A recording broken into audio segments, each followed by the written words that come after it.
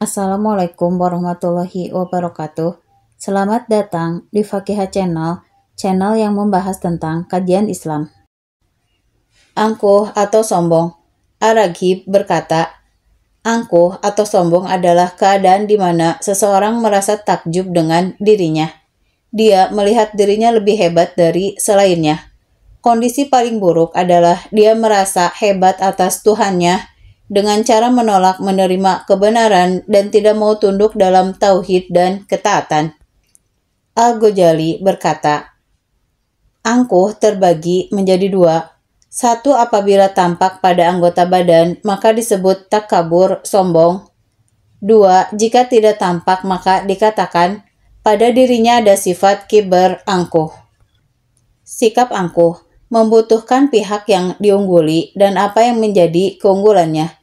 Di sini terpisah antara angkuh dan ujub atau bangga dengan diri sendiri.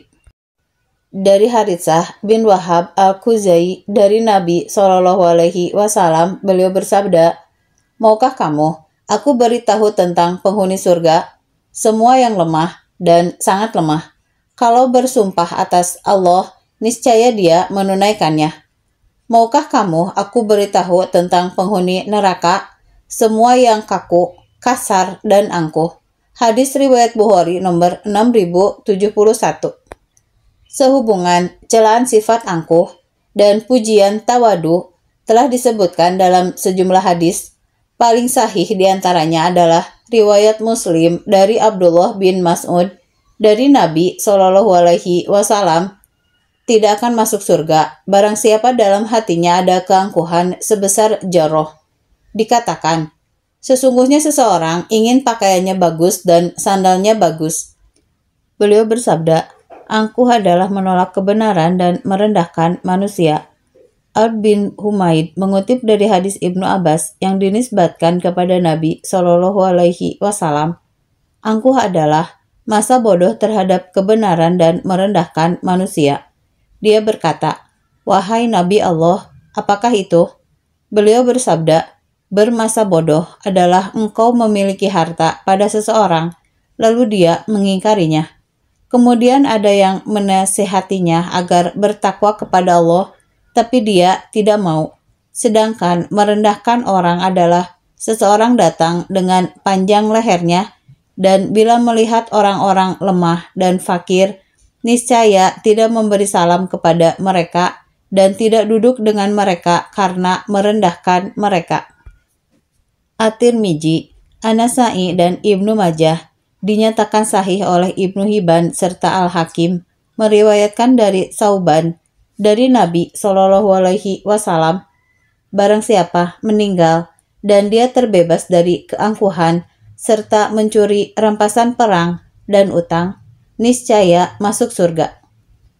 Imam Ahmad dan Ibnu Majah dinyatakan sahih oleh Ibnu Hibban meriwayatkan dari Abu Sa'id dari Nabi SAW, barang siapa merendah untuk Allah 1 derajat, niscaya Allah mengangkatnya 1 derajat hingga Allah menjadikannya tertinggi di tempat tertinggi.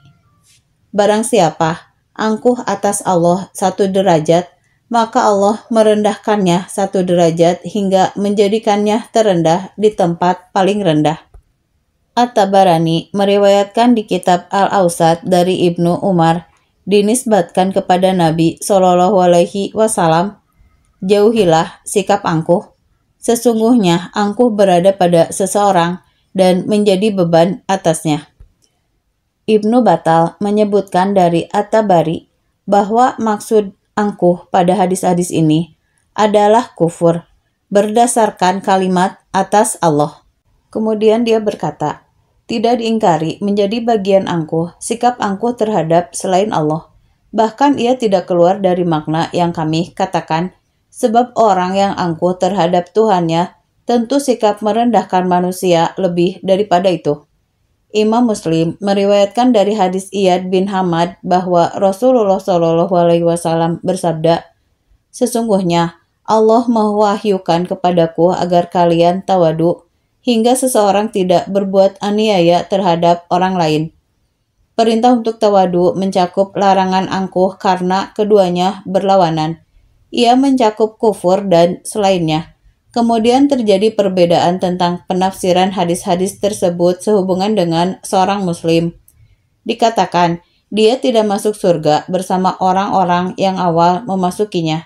Sebagian mengatakan, mereka tidak masuk surga tanpa ada pembalasan atas perbuatan mereka.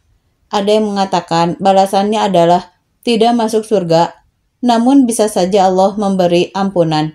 Ada yang berpendapat, hadis ini disebutkan dalam konteks pencegahan dan kecaman, tetapi makna zahirnya tidak dimaksudkan. At-Taibi berkata, redaksi hadis berkonsekuensi bahwa kata angkuh berlaku untuk mereka yang melakukan kemaksiatan, sebab jawaban itu dapat dirinci.